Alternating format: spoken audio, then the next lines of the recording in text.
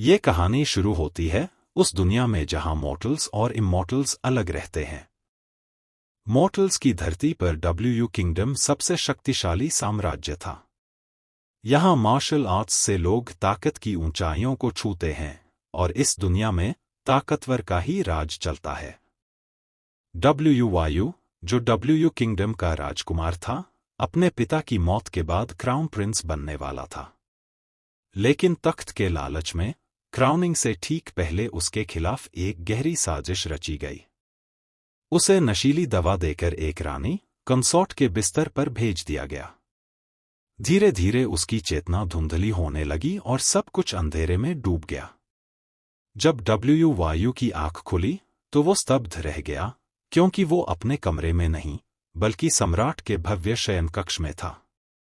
चारों ओर शाही सन्नाटा पसरा था और तभी दरवाजा खुला। अंदर आया harem master consort Yuan Shi, जिसने उसे वहीं पकड़ लिया और उस पर घिनौना इल्जाम लगा दिया। इस पल ने वायु की जिंदगी को हमेशा के लिए बदल दिया। सभा में मंत्री और राजकुमार पहले से मौजूद थे। वातावरण भारी था, हर कोई जानता था कि कुछ बड़ा होने वाला है। वायु को जहर दिया गया था, उसकी ताकत टूट चुकी थी और सांसें धीमी पड़ रही थी। उसका चेहरा पीला पड़ गया था, आंखों में डर और दर्द साफ दिख रहा था, जैसे ढलते सूरज की आखिरी किरण अंधेरे में खो रही हो। प्रिंस रोंग और कमांडर डब्ल्यू, जिन्हें उसने पहले सजा दी थी, अब बदले की आग में जल रहे थे। वे ऊंची आवाज में उस पर कीचड़ उछालने लगे, हर शब्द तीर की तरह चुभ रहा था। वायु लड़खड़ाया, उसका शरीर कमजोर था और अपमान उसकी रगों में जहर की तरह दौड़ रहा था। दरबार का माहौल और भी अंधेरा हो गया, जैसे रात का सन्नाटा गहराता चला गया। तभी युएन शी अचानक खड़ा हुआ और जोर से पुकारा, इमॉर्टल हाओ टियान।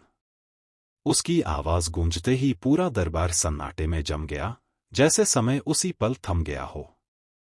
वायु को लगा कि शायद कोई इमॉर्टल उसे इंसाफ देगा। लेकिन हाओ टियान ने बिना किसी सवाल जवाब के फैसला सुनाया। उसने वायु की सारी ताकत, उसकी कल्टिवेशन छीन ली और उसे जेल भेजने का आदेश दिया। उस पल वायु समझ गया कि ये सब पहले से मिले हुए हैं, सब एक ही खेल खेल रहे हैं। उसका चेहरा कठोर हो गया, आंखों में गुस्सा और निराशा साफ दिख रही थी। उसने चारों ओर देखा, मंत्री, राजकुमार और सैनिक सब चुप थे, जैसे किसी साजिश का हिस्सा हों। उसकी सांसें भारी थीं, लेकिन उसके भीतर की हंसी दब नहीं पाई। वायु उनकी लाचारी पर जोर से हंसने लगा। वो हंसी दरबार में गूंज उठी, जैसे किसी कैदी ने अपनी बेड़ियों को मजाक बना दिया हो। हंसी बढ़ती गई और हर गूंज दरबार की दीवारों से टकराकर लौट रही थी। मंत्री और राजकुमार एक दूसरे को देखने लगे, पर किसी में बोलने की हिम्मत नहीं थी। सैनिकों के चेहरे पर डर साफ था, जैसे वे जानते हों कि यह हंसी आने वाले तूफान का संकेत है। वायु की आंखों में अब दर्द नहीं था, बल्कि चुनौती थी, जैसे वह कह रहा हो कि असली कैदी वे सब हैं जो साजिश में बंधे हुए हैं। और उसी हंसी ने पूरे माहौल को और भी डरावना बना दिया। हाओ टियान ने वायु को सोल सेवरिंग पाउडर पिलाया। उस जहर ने उसकी 10 साल की साधना, उसकी कल्टिवेशन, मिट्टी में मिला दी।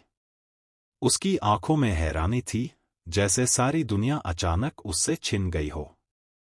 फैसला सुनाकर उसे एक कैदखाने में डाल दिया गया और बर्फीली पहाड़ियों की तरफ भेज दिया गया। ठंडी हवाएं उसके शरीर को चीर रही थीं, हर कदम उसे मौत के करीब ले जा रहा था। वहां गॉड्स ने उसे मरा हुआ समझ लिया। उन्होंने बिना सोचे उसे एक ऊंची खाई से नीचे फेंक दिया। वायु का शरीर गिरता चला गया। हवा में उसका दर्द और निराशा गूंज रही थी। लेकिन उसी पल उसके गले में लटका गोल्डन पेंडेंट चमकने लगा। धीरे धीरे वह पेंडेंट उसकी त्वचा से होकर उसके शरीर में समाने लगा। उस रोशनी ने अंधेरे को चीर दिया और वायु का भाग्य एक नए मोड़ पर पहुंच गया। डब्ल्यू वायु ने अपने सपने में एक विशाल हेवनली पिलर देखा। उस स्तंभ के सामने एक विशाल बंदर खड़ा था, सन वुकोंग, ग्रेट सेज। उसने डब्ल्यू वायु को आश्वासन दिया कि वह अपनी शक्तियां उसे देगा ताकि उसका भाग्य बदल सके। डब्ल्यू वायु की आंखों में उम्मीद की चमक लौट आई, जैसे अंधेरे में अचानक रोशनी जल उठी हो। लेकिन दूसरी तरफ युएन शी और हाओ टियान जश्न मना रहे थे। उनके लिए रास्ता साफ हो गया था। वे मान रहे थे कि डब्ल्यू वायु अब कभी वापस नहीं उठ पाएगा। हंसी और शराब के बीच वे अपनी जीत का जश्न मना रहे थे। और उसी समय हाओ टियान ने डब्ल्यू वायु को खत्म करने के लिए वैन किंग को भेज दिया। यह आदेश दरबार में गूंज उठा, जैसे मौत का फरमान सुनाया गया हो। डब्ल्यू वायु का सपना और हकीकत दोनों अब टकराने वाले थे। डब्ल्यू वायु की आंख खुली और उसे एहसास हुआ कि वो जिंदा है।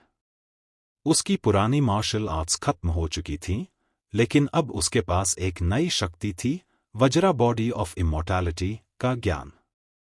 उसने खुद को संभाला और दिन-रात साधना शुरू कर दी। हर सांस, हर कदम उसके शरीर को और मजबूत बना रहा था। सिर्फ 7 दिनों में उसने वज्रा टेंडन की दूसरी स्टेज हासिल कर ली। उसकी ताकत अब 10 घोड़ों के बराबर थी। हर मांसपेशी में बिजली जैसी ऊर्जा दौड़ रही थी। उसका शरीर पहले से कहीं ज्यादा कठोर और अडिग हो गया था। जैसे ही उसने अपनी नई शक्ति को महसूस किया, धरती कांपने लगी। पेड़ों की शाखाएं हिलने लगीं और हवा में एक अजीब सा कंपन फैल गया। तभी वहां एक विशाल सांप प्रकट हुआ। उसकी आंखें लाल थीं, जहरीली जीभ बाहर निकल रही थी और उसका शरीर पहाड़ों की तरह फैला हुआ था। लेकिन यह कोई साधारण सांप नहीं था। यह असलियत में वैन किंग थी।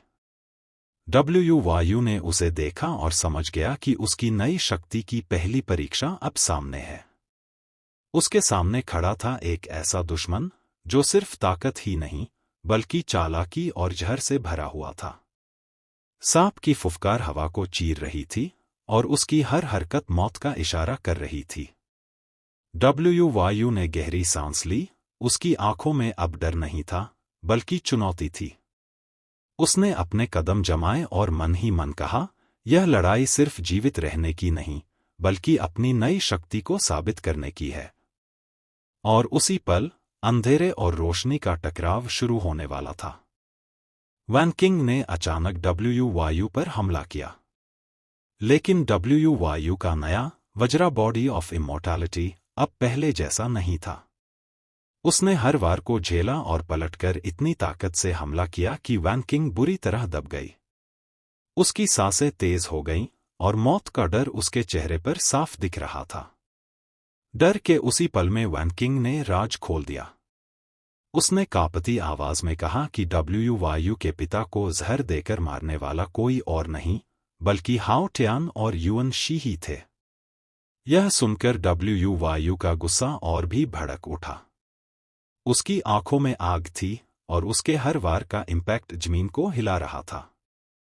लड़ाई इतनी तीव्र हो गई कि अचानक डब्ल्यू वायु का संतुलन बिगड़ गया। गुस्से और हमले की टक्कर से उसका शरीर बीबो रिवर में गिर पड़ा। ठंडी लहरें उसे बहा ले गईं और उसका शरीर कई दिनों तक नदी की धाराओं में खोया रहा।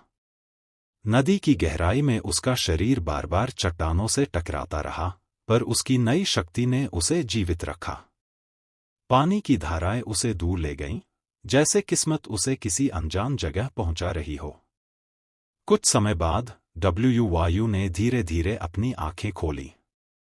वो अब एक अनजान कमरे में था, चारों ओर अजनबी दीवारें और हवा में रहस्यमय सन्नाटा। कमरे में हल्की रोशनी थी और किसी ने उसके घावों पर पट्टियां बांध रखी थीं। उसने गहरी सांस ली और समझ गया कि उसकी कहानी अभी खत्म नहीं हुई है, बल्कि अब एक नए अध्याय की शुरुआत होने वाली है। डब्ल्यू वायु ने देखा कि उस बूढ़े आदमी की आवाज वही है जो उसके सपने में आई थी। वो आवाज अब सामने खड़े व्यक्ति से आ रही थी। उसने डब्ल्यू वायु को बताया कि वह इमॉर्टल गेट में है।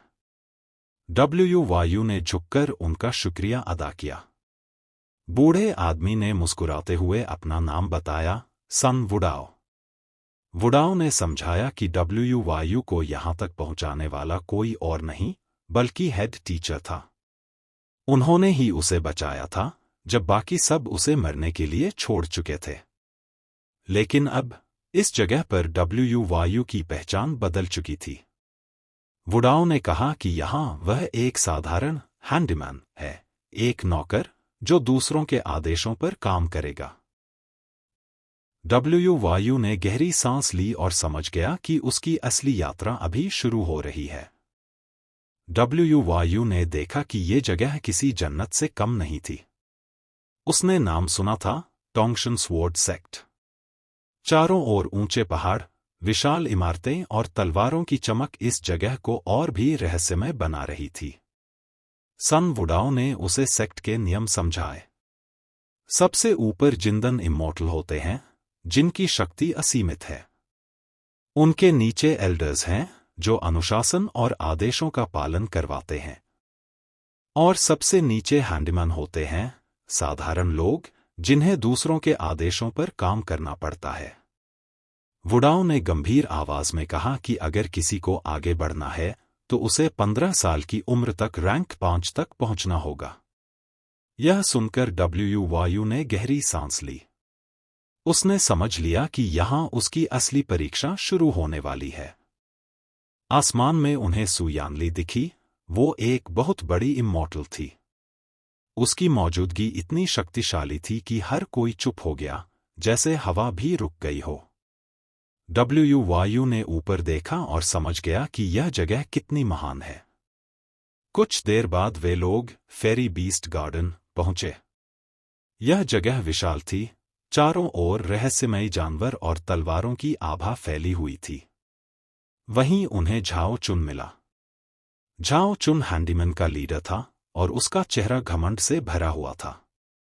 उसने डब्ल्यू वायु को नीची नजरों से देखा और तुरंत उसे लड़ने के लिए उकसाने लगा। उसकी आवाज में चुनौती थी, जैसे वह अपनी ताकत दिखाना चाहता हो। डब्ल्यू वायु ने पल भर के लिए सोचा कि शायद उसे जवाब देना चाहिए।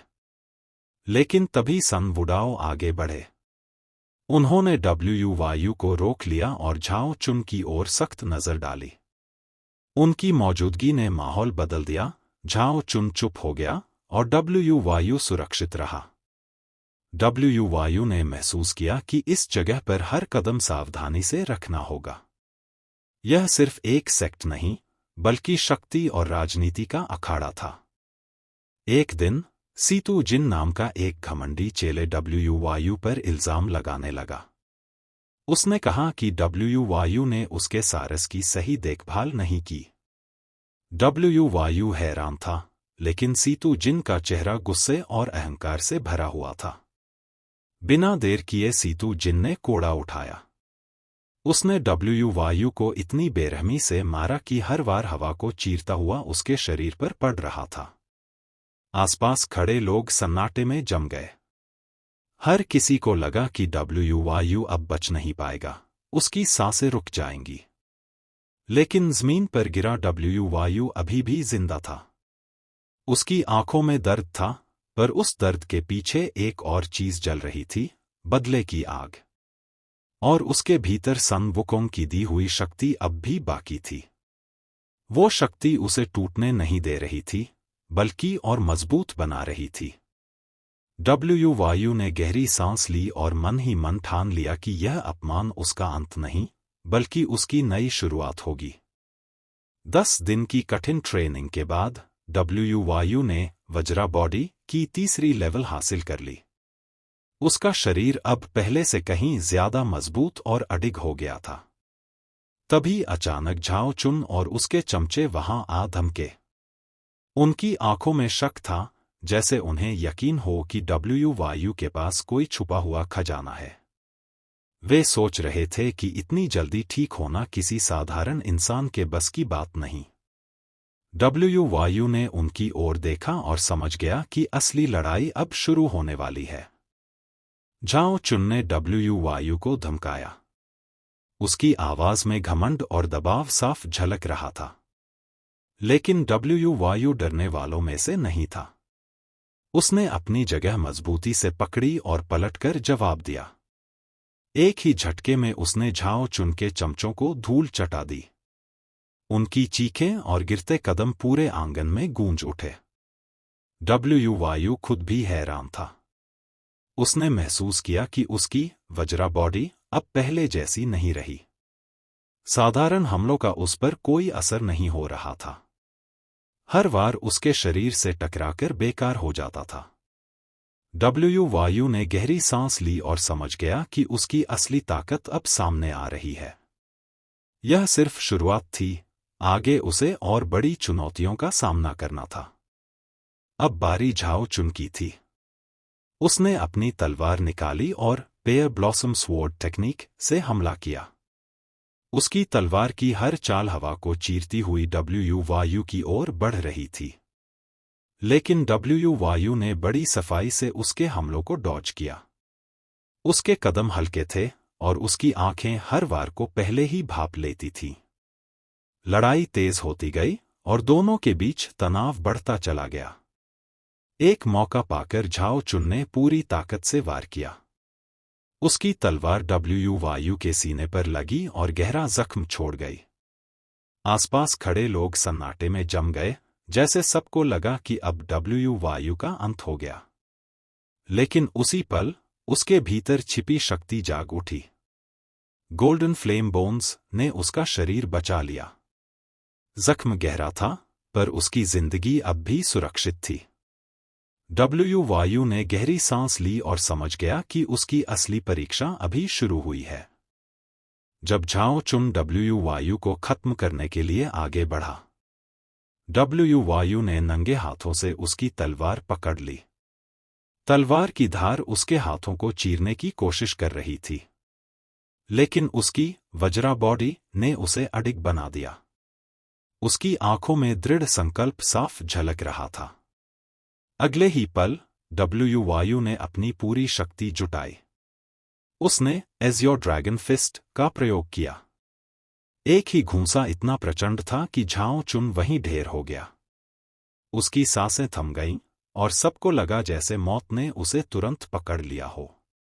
इसके बाद वायु ने बाकी चमचों की ओर देखा। उनकी आंखों में डर साफ झलक रहा था। वायु ने बिना किसी हिचकिचाहट के उन्हें भी खत्म कर दिया। आंगन में सन्नाटा छा गया और हवा में सिर्फ वायु की शक्ति की गूंज रह गई। ये सब छुपकर सु यानली देख रही थी। वो उसकी ताकत से दंग रह गई। जैसे उसने पहली बार किसी साधारण इंसान में इतनी अद्भुत शक्ति देखी हो। उसके मन में सवाल उठने लगे कि क्या वायु का भाग्य अब बदलने वाला है। सु यानली ने जो कुछ देखा था, उसने उसे भीतर तक हिला दिया। वो तुरंत अपने मास्टर फेंग एक्सुए के पास पहुंची और वायु की ताकत के बारे में बताया। फेंग एक्सुए ने ध्यान से सुना और गहरी सोच में डूब गए। आखिरकार उन्होंने फैसला किया कि वायु को अपने पीक पर रखा जाएगा। क्योंकि उसकी क्षमता साधारण नहीं थी, वो जन्म से ही होनहार था। दूसरी तरफ सन वुडाओ के मन में अलग ही शंका उठ रही थी। उसे लग रहा था कि झाओ चुन की मौत किसी राक्षस के हाथों हुई है। उसने वायु को गंभीरता से चेतावनी दी कि आगे का रास्ता आसान नहीं होगा और उसे हर कदम पर सावधान रहना होगा। वायु ने दोनों बातों को दिल से सुना। एक तरफ उसे फेंग एक्सुए का विश्वास मिला और दूसरी तरफ वुडाओ की चेतावनी ने उसे और सतर्क बना दिया। उसके मन में अब साफ था, आने वाला समय उसकी परीक्षा लेने वाला है। वायु ने वज्रा बॉडी की चौथी लेयर 5 स्पिरिचुअल विसेरा की प्रैक्टिस शुरू की। इस साधना में उसे अपने भीतर की 5 अंगों को तोड़कर दोबारा जोड़ना पड़ता था। हर क्षण ऐसा लगता था जैसे उसका शरीर भीतर से चीरकर फिर से गढ़ा जा रहा हो। दर्द असहनीय था, मानो आग की लपटें उसकी नसों में दौड़ रही हों। लेकिन डब्ल्यू वायु ने हार नहीं मानी। उसने अपनी सांसों को नियंत्रित किया और हर टूटे हुए हिस्से को फिर से जोड़ने की शक्ति जुटाई। दिन रात की इस यातना के बाद आखिरकार उसने इस कठिन स्टेज को भी पार कर लिया। अब उसकी आंखों में और भी गहरी दृढ़ता थी, जैसे वो जानता हो कि यह दर्द ही उसे अमर शक्ति की ओर ले जा रहा है। अब डब्ल्यू वायु की ताकत 134 घोड़ों के बराबर पहुंच चुकी थी। उसका शरीर मानो अजेय कवच बन गया था। आज हैंडमैन के तौर पर उसका आखिरी दिन था और वो मन ही मन सोच रहा था कि आगे की जिंदगी कैसी होगी। तभी अचानक आसमान में हलचल हुई। बादलों को चीरते हुए सीतू जिन और उसके साथी नीचे उतरे। उनकी आंखों में हैरानी साफ झलक रही थी। उन्हें यकीन ही नहीं हो रहा था कि डब्ल्यू वायु अब तक जिंदा है। सीतू जिन ने ठंडी निगाहों से डब्ल्यू वायु को देखा, जैसे वो सोच रहा हो कि यह साधारण नौकर इतनी शक्ति कैसे हासिल कर गया। बाकी साथी भी फुसफुसाने लगे। उनके चेहरों पर डर और शक दोनों साफ दिखाई दे रहे थे। डब्ल्यू वायु शांत खड़ा रहा, लेकिन उसके भीतर की शक्ति अब किसी भी चुनौती का सामना करने को तैयार थी। उसका आखिरी दिन एक नए अध्याय की शुरुआत बनने वाला था। सीतू जिन और हुआकियान ने डब्ल्यू वायु को तड़पाने की कोशिश की। उनकी आंखों में क्रूरता थी और हर वार में अपमान छिपा था। डब्ल्यू वायु चुपचाप खड़ा रहा, लेकिन उसके भीतर आग जल रही थी। तभी सन वुडाओ आगे बढ़े। उन्होंने अपने शिष्य को बचाने के लिए सजा अपने ऊपर लेने की कोशिश की। उनकी आवाज में करुणा थी, मानो वो कह रहे हों, अगर दर्द देना है तो मुझे दो। लेकिन डब्ल्यू वायु ने उन्हें रोक दिया। उसने दृढ़ता से कहा कि ये संघर्ष उसका अपना है। उसकी आंखों में ऐसी चमक थी जो किसी को भी पीछे हटने पर मजबूर कर दे। सीतू जिन ने जैसे ही कोड़ा उठाया, हवा में एक तेज धमाका हुआ। सु यानली वहां आ गई। उसकी शक्ति इतनी प्रचंड थी कि सीतू जिन हवा में उछल गया और सीधा एक चट्टान से जा टकराया। सन्नाटा छा गया। सबकी निगाहें सु यानली पर टिक गईं।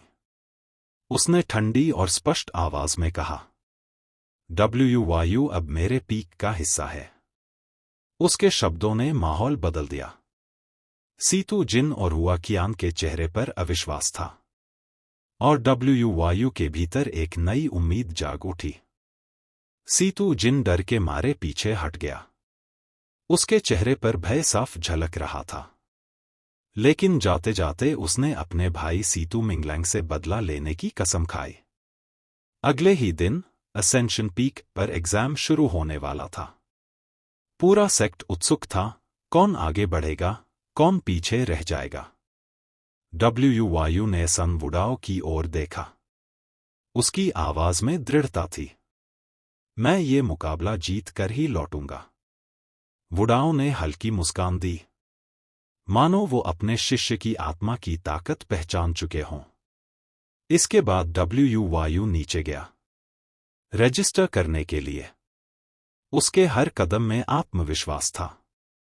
उसके मन में सिर्फ एक ही विचार गूंज रहा था, आज से उसकी असली यात्रा शुरू होगी। आज से वो इमॉर्टल पाथ पर कदम रखेगा।